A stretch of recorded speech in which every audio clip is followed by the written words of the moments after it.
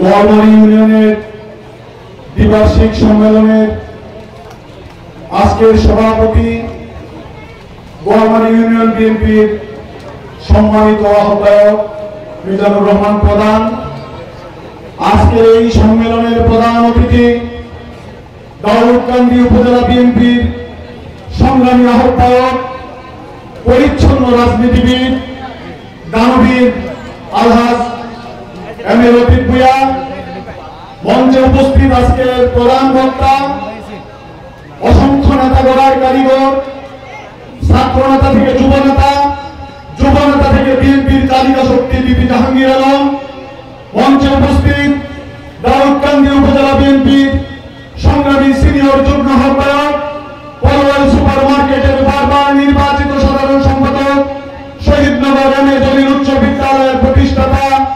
আলহাজ জসিমউদ্দিন আহমেদ, মঞ্চে উপস্থিত এই ইউনিয়নের কৃতি সন্তান,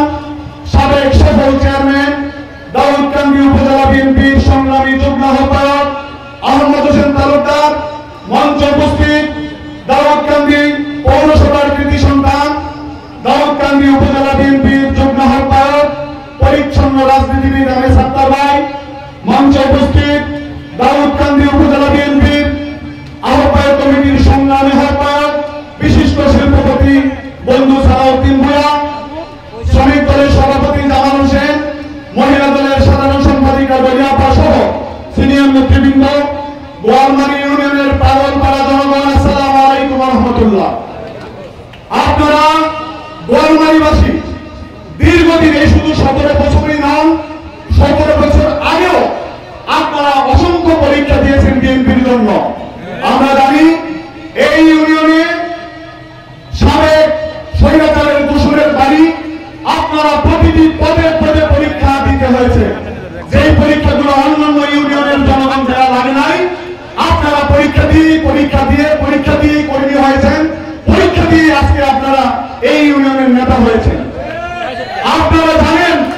যদি কোনো জুলুম জালেম হয়,